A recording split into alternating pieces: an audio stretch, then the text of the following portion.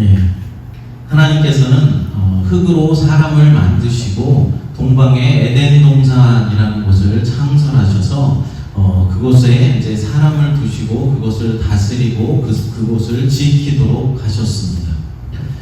하나님께서 뜻하신 대로 사람은 피조물을 다스리는 하나님의 대리 통치자가 된 것입니다. 오늘 본문 9절부터 14절까지의 내용을 보면은 에덴 동산의 모습을 그려주고 있습니다. 에덴 동산에는 보기에 아름다운 나무들이 많이 있었고 또 먹기에 좋은 나무의 과실들이 많이 있었습니다. 특별히 그곳에는 생명나무와 선악을 알게 하는 나무가 있었다라고 말씀하고 있습니다. 본문 9절의 말씀을 함께 읽어보겠습니다. 여호와 하나님이 그 땅에서 보기에 아름답고 먹기에 좋은 나무가 나게 하시니 동산 가운데는 생명나무와 선악을 알게 하는 나무도 있더라. 아멘. 에덴 동산에는 여러 가지 나무들이 있었지만은 생명나무와 선악을 알게 하는 나무가 있었다라고 말씀하는데 이 두 가지 나무는 매우 중요한 것입니다. 창세기 3장 22절 말씀 읽어보겠습니다.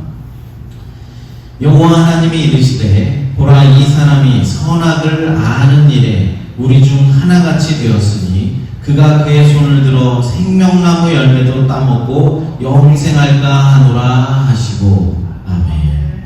먼저는 생명나무인데 이 생명나무는 인류에게 생명을 유지시켜 주는 것으로 되어 있습니다. 만약 아담이 범죄한 후에 이 생명나무의 열매를 따먹었다라고 한다면은 그는 죽지 않았을 것입니다.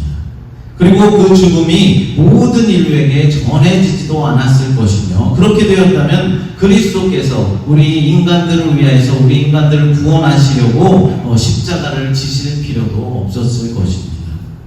둘째로 선악을 알게 하는 나무, 즉 선악과가 있었는데 이 선악과는 하나님의 권위를 상징하고 있었습니다. 그리고 그 과일을 먹는 것은 하나님께 불순종하는 것을 뜻하고 죽음의 형벌을 초래하는 것이었습니다. 여기서 하나님의 권위라는 말이 나오는데 이 하나님의 권위라는 것은 하나님을 하나님으로 인정하는 것을 말하는 것입니다. 이제 신약에 와서 이 하나님의 권위는 주일 예배를 드리는 것과 11조를 말할 수 있습니다. 선악과를 따먹었다라는 것은 하나님을 하나님으로 인정하지 않았다라는 것입니다. 이 나무가 무슨 나무였는지는 모릅니다. 서양에서는 사과나무라고도 말하고 우리 한국에서는 복숭아나무다라고도 말하는데 정확하게 이게 무슨 나무의 열매였는지는 알 수는 없습니다. 그러나 분명한 것은 아담과 하와가 그것의 중요성을 이해하고 알고 있었다라는 것이죠. 몰라서 그들이 선악과 열매를 따먹은 것은 아니었습니다. 동산 중앙에 있었던 이 생명나무와 선악을 알게 하는 나무는 하나님이 인간에게 주시는 선택의 자유를 상징하는 것들이었습니다. 생명나무는 우리 인간이 하나님의 법을 온전하게 지키게 되면 받을 수 있는 상급을 상징하는 나무였습니다. 그러니까 우리가 완전한 의인이 되었을 때 영생이라는, 우리가 받을 수 있는 영생이라는 상급을 보여주고 있다는 것이죠. 반면에 선악을 알게 하는 나무는 인간이 하나님의 말씀을 어겼을 때 받는 영벌을 의미하는 것입니다. 그러니까 아담과 하와에게는 하나님의 말씀에 순종하여서 의를 이루고 영생을 얻든지 아니면 불순종하여서 죄를 지어서 영벌을 받든지 할 수 있는 그런 선택의 자유가 있었다는 것입니다.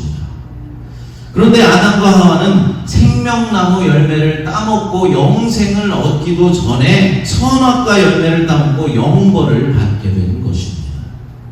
아담은 하나님의 자녀와 사탄의 자녀가 되는 이 두 갈림길에서 죄와 죽음을 선택하고 말았던 것이죠.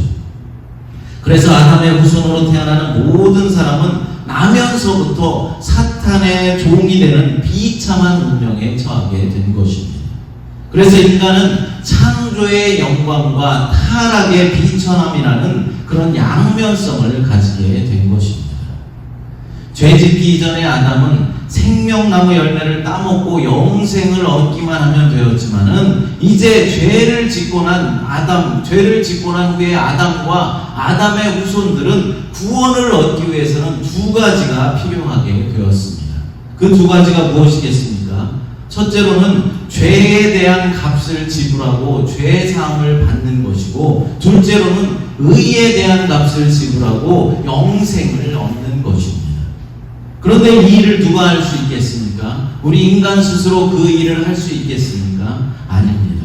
그래서 하나님은 독생자 아들 예수 그리스도를 이 땅에 보내신 것입니다. 그래서 예수 그리스도의 그 삶을 통하여서, 완전한 의로운 삶을 통하여서 우리가 의로움을 받아서 영생을 얻을 수 있고, 예수 그리스도의 십자가의 죽음을 통해서 우리가 죄 사함을 받아서 구원을 얻을 수 있게 된 것입니다. 아담은 죄를 범한 일이 없는 완전한 피조물이었습니다. 그러나 범죄할 가능성은 가지고 있었습니다. 하나님은 아담을 통치권을 가진 왕으로 만드신 것입니다. 그러나 인간은 자기 자신을 다스리지 못하면 다른 것들도 다스릴 수가 없습니다. 따라서 아담은 시험을 거쳐야 할 필요성이 있었던 것이죠. 하나님은 그의 피조물이 강압이 아니라 자기 자신이 가지고 있는 자유의지에 따라서 하나님을 사랑하고 하나님을 믿고 하나님께 순종하기를 원하셨던 것입니다. 이 법은 완전히 정당하고 의로운 것이었습니다. 아담과 하와는 동산에서 자유로움과 풍성한 식량을 누리고 있었고, 선악을 알게 하는 나무의 열매를 따먹지 않아도 얼마든지 배부르고 풍성함을 누리며 잘 살아갈 수가 있었습니다. 우리 막내 아들이 지금은 안 그러는데 한 2살, 3살쯤 되었을 때가요, 그때까지만 해도 아주 식탐이 좀 있었습니다. 그래서 제가 한 번은 아이들에게 과자를 실컷 한번 먹어보라 하고 과자 10봉지를 사다가 한꺼번에 다 뜯어서 아이들 앞에 풀어 놓았던 적이 있습니다.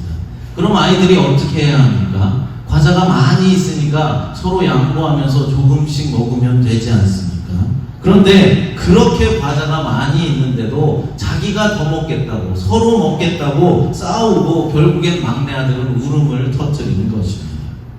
바로 에덴 동산의 아담과 하와가 우리 막내 아들과 똑같은 모습이었다라는 것입니다. 굳이 선악과 열매를 따먹지 않아도 얼마든지 다른 열매들로 풍성하게 먹을 수 있었는데 말입니다. 그럼에도 불구하고 하나님께서 금하신 선악과 열매를 굳이 따먹었던 것입니다. 그로 인해서 우리 인류에게는 엄청난 시련이 닥쳐오게 되었습니다. 제가 이런 말씀을 드리면은 우리 사람들은 무언가 하나를 금지시켜 놓으면 그것을 하고 싶어 하고, 먹지 못하게 하면 더 먹고 싶어지는데 왜 하나님은 그렇게 만들어 놓았을까? 라고 말하는 사람이 있을 것입니다. 저도 그렇게 사실 생각했었습니다.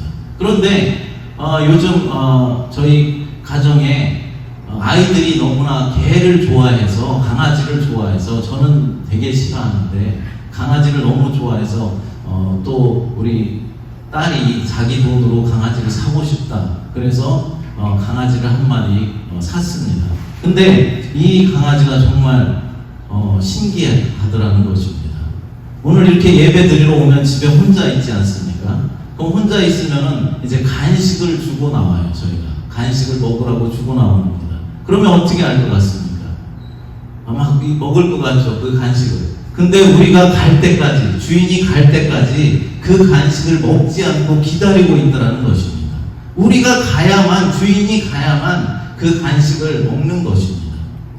그 모습을 바라보고 선악과 나무도 먹지 말라고 했는데 강아지만 또 못하지 않느냐, 그런 생각을 하게 되었습니다. 분명히 먹지 않을 수도 있는데 따먹었다는 것이고, 그것은 하나님을 하나님으로 인정하지 않았다라는 사실입니다.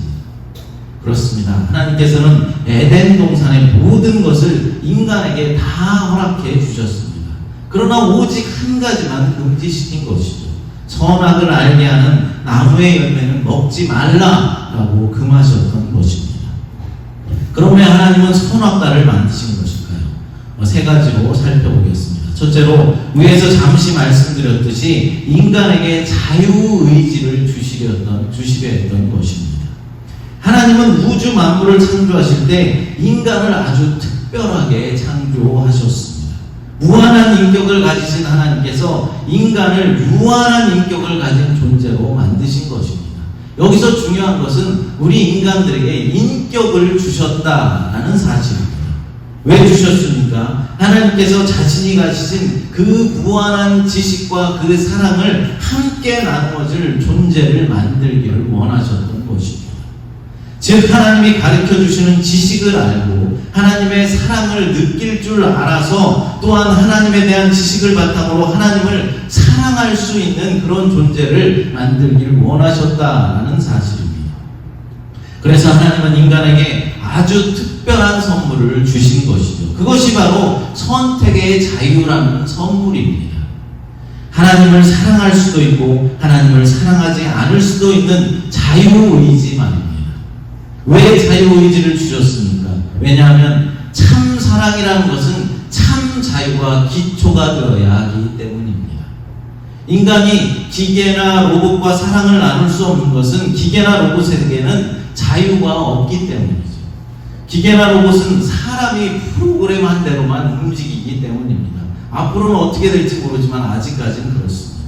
그래서 로봇이 아무리 주인에게 사랑해요 주인님, 사랑합니다 주인님 아무리 이야기한다라고 해도 그 고백에 우리 사람들은 만족할 수가 없는 것입니다.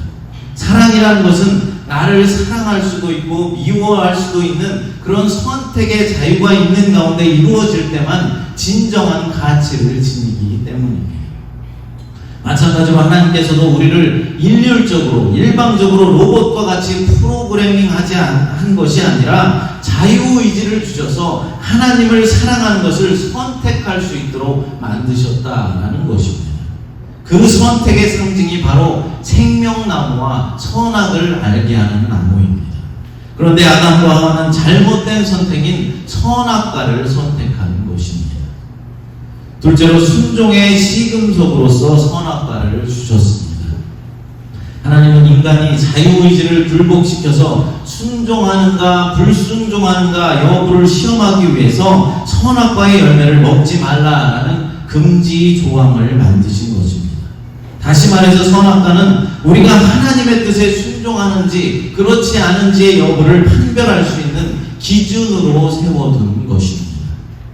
여러분, 아브라함은 100세에 낳은 아들 이삭을 모리아 산에 가서 번제로 드리라 라는 하나님의 청천벽력과 같은 그 말씀에 순종하였습니다. 동정녀 마리아는 처녀의 몸으로 보라 내가 잉태하여 아들을 낳으리라 라는 천사의 말에 주의 여종이오니 말씀대로 내게 이루어지이다 라면서 순종하였습니다. 아브라함도 마리아도 정말로 대단한 순종의 사람입니다.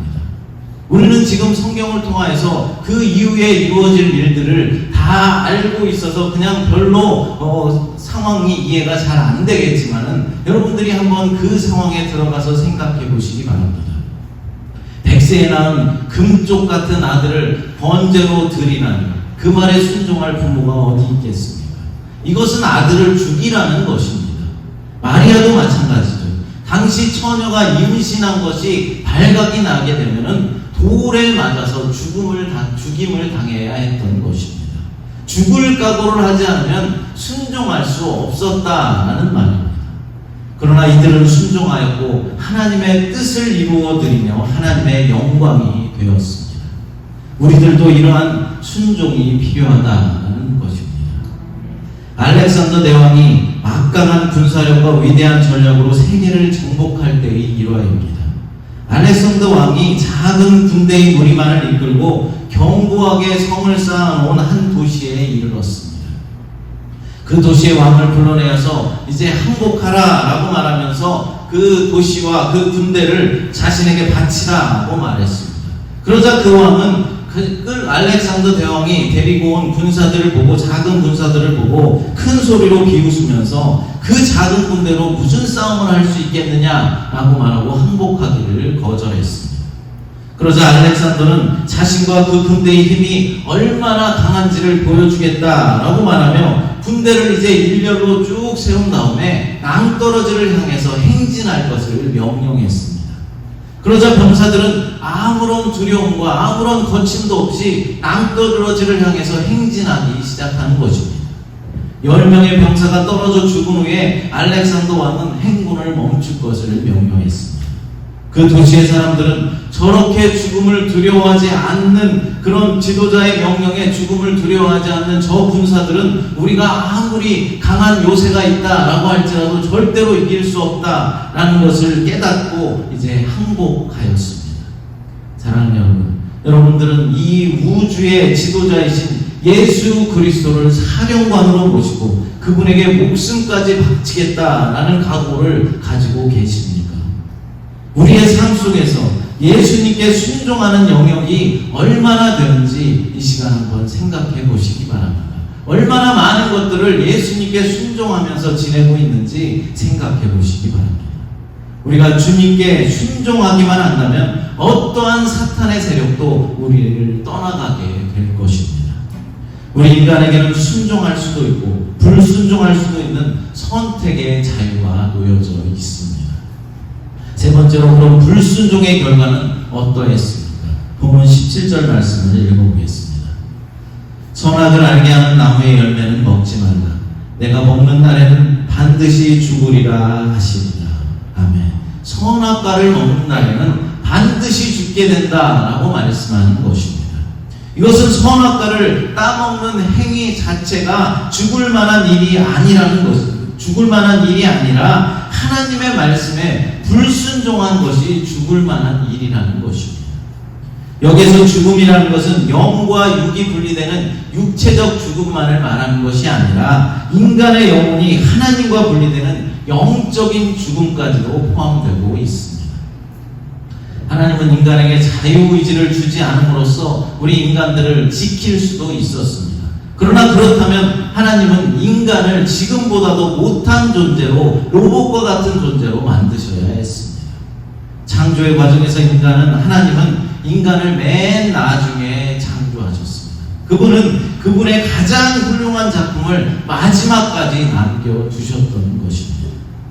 하나님은 인간에게 생각할 수 있고 자신의 삶을 결정할 수 있는 능력을 주셨으며 선택할 수 있는 권리와 자유의지의 권리를 주셨습니다.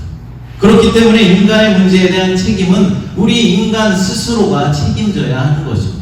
자기가 어떤 문제를 저질렀으면 자신 스스로가 책임을 져야 한다는 것입니다. 그러나 어리석게도 인간은 이 자유를 오용하여서 하나님께 불순종하고 말았습니다. 그 결과 비참과 참상을 초래하게 되었습니다. 갈라디아서 6장 7절 말씀을 읽어보겠습니다. 갈라디아서 6장 7절입니다. 스스로 속이지 말라. 하나님은 업신여김을 받지 아니하시나니 사람이 무엇으로 심든지 그대로 거두리라. 아멘. 하나님께 불순종하게 되면은 심은 대로 그대로 거두게 된다라는 말씀입니다. 우리 인간의 모든 문제는 바로 이 비극적인 불순종에 연유하고 있음을 우리는 깨달아야 하는 것입니다. 그래서 우리는 예수님께서 보이신 순종의 삶을 본받아 살아가야 하는 것입니다. 예수님께서 어떻게까지 순종하셨습니까? 십자가를 지시기까지, 죽기까지 순종한 그 예수님의 삶을 우리는 본받아 살아가야 하는 것입니다. 예수님의 순종의 삶을 본받는 여러분들이 되시기 바랍니다. 오늘 우리는 어버이 주일로 드리고 있습니다. 우리가 하나님께 순종해야 하듯이 이 세상에 살면서 또 하나 순종해야 하는 분들이 있습니다. 바로 우리를 낳아주시고 우리를 길러주신 부모님입니다. 골로새서 3장 20절 말씀 한번 읽어보겠습니다. 자녀들아, 모든 일에 부모에게 순종하라. 이는 주 안에서 기쁘게 하는 것이니라. 아멘. 자녀들은 부모에게 순종하라 라고 분명하게 말씀하고 있습니다. 그렇습니다. 하나님께서는 가정에서는 부모님에게 권위를 부어주셨습니다. 우리가 사용하는 이 권위라는 말은 하나님이 아랫사람을 돌보고 보호해야 할 책임이 있는 이들에게 주신 자격을 의미하는 것입니다. 사실 우리가 존중하고 순종해야 하는 분은 만유의 주제이신 왕 대신 하나님밖에는 안 계십니다. 우리의 삶에 대한 권위를 하나님만이 갖고 계시다는 것입니다. 그런데 하나님은 이 세상에도 권위자들을 세워주셨습니다. 이 권위자들은 하나님을 대표하는 사람들입니다. 그래서 국가에는 백성의 권위자로 대통령과 같은 통치자를 세워주셨고, 교회에는 목사를 권위자로 세워주셨습니다. 마찬가지로 가정의 권위자로 부모님을 세우셨다는 사실입니다. 그러므로 하나님의 피조물인 우리가 하나님께 순종해야 하는 것처럼 하나님이 세우신 권위자들에게 순종하는 것이 우리의 마땅한 도리인 것입니다. 그래서 가정에서는 자녀들은 부모님 말씀에 순종해야 하는 것입니다. 만약 자녀가 자신이 가지고 있는 얄팍한 지식으로 그것을 가지고 부모를 거역하려 한다면 그것은 곧 하나님을 거역하는 일이 되는 것입니다. 나이가 어린 학생들이나 젊은이들이 부모님을 볼 때, 나이 많으신 부모님들을 볼 때 답답한 것들이 참 많이 있을 것입니다. 시대를 따라가지 못하고 구시대적인 사고방식을 가지고 자신들을 훈계하려 든다라고 말할 것입니다. 예를 들어서 부모가 이제 스마트폰을, 셀폰을 사용하는 것을 보면서 젊은 자녀들은 답답함을 느낍니다. 아주 간단한 기능도 사용할 줄 몰라서 자녀들에게 물어볼 때는 속이 터질 것입니다.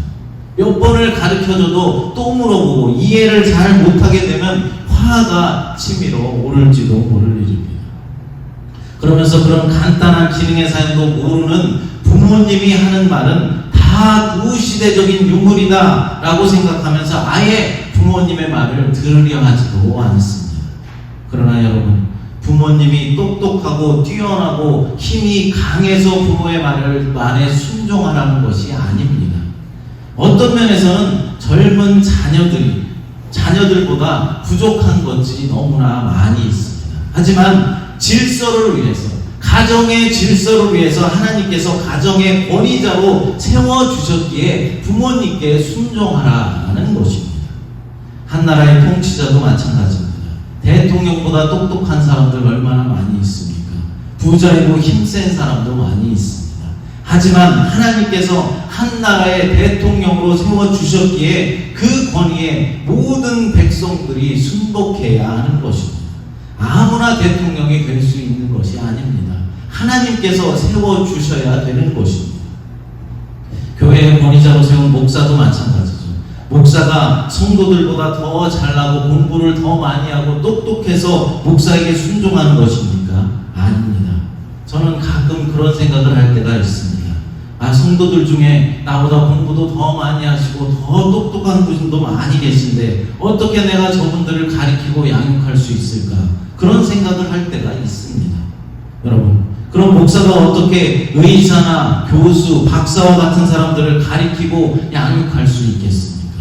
하나님께서 영적인 권위를 주셨기 때문입니다. 그래서 목사가 조금 부족해도 공부를 조금 많이 못했다 할지라도 또 어리다고 할지라도 하나님께서 교회의 질서를 위해서 권위를 부여해 주셨기에 목사에게 순종하는 것입니다. 부모님도 마찬가지라는 것이죠. 지식도 부족하고 기억력도 떨어지고 세련되지 못하지만 하나님께서 가정에서 부모님을 권위로 세워주셨기에 자녀들은 부모님께 순복해야 하는 것입니다. 자녀가 독단적으로 자신의 삶을 살아가고 싶다면 이제 부모를 떠나서 자신의 짝을 만나 새로운 가정을 이루었을 때부터는 가능합니다. 결혼을 하고 새로운 가정을 이루었는데도 아직도 부모님의 도움을 받거나 부모의 동의가 없으면 어떤 결정도 내리지 못한다면 그것 또한 잘못되는 것입니다. 그러나 결혼을 하여서 독립하지도 않았는데 부모님의 말을 거역한다거나 독단적으로 판단하고 행동하는 일은 하나님이 허락한 권위에 도전하는 일이 되는 것입니다. 또한 결혼을 하였다 할지라도 독립을 하였다 할지라도 부모님의 마음을 기쁘시게 해드리는 것이 바로 하나님께서 원하시는 일이고 부모님께 효도하는 일입니다. 자녀들은 이 사실을 깨달아서 부모님께 늘 순종하여서 부모님의 마음을 기쁘시게 해드려야 할 것입니다. 사랑하는 여러분, 우리는 많은 것을 할 할 수 있는 여러 가지 기로에 서 있고 선택권을 가지고 있습니다. 하나님께 순종할 것인지 불순종할 것인지, 부모님께 효도할 것인지 그렇지 않을 것인지 많은 선택의 기로에 놓여 있습니다. 그 선택권을 가지고 날마다 옳은 선택을 해 사람들에게 기쁨을 주고 또 하나님께 기쁨을 드리며 하나님의 뜻을 이루어드리는 복된 삶을 살아가시게 되시기를 간절히 축복합니다. 지금 함께 찬양 드리고 기도하도록 하겠습니다. 하나님 은혜 감사합니다. 우리에게 자유의지를 주시어서 우리의 선택으로 하나님을 사랑할 수 있게 하여 주시니 감사를 드립니다. 그러나 무지한 우리들은 하나님이 주신 이 선택권을 가지고 오용하고 불순종하며 살았습니다. 하나님, 우리의 무지함과 불순종함을 용서하여 주시옵소서. 날마다 주님의 뜻이 무엇인지 분별할 수 있는 은혜를 부어주시어서 주님의 뜻 가운데 순종하며 살아갈 수 있도록 하나님 도와주시옵소서. 특별히 어버이 주를 맞이하여서 아버지 하나님 예배드리게 하시니 감사합니다. 아버지 하나님께서 부여하신 그 권위에 우리가 복종하며 순종하는 삶을 살아가서 하나님을 기쁘시게 해드리고 또한 부모님께 효도하는 삶을 살아갈 수 있도록 하나님 축복하여 주시옵소서. 거룩하신 예수님의 이름으로 기도드리옵나이다.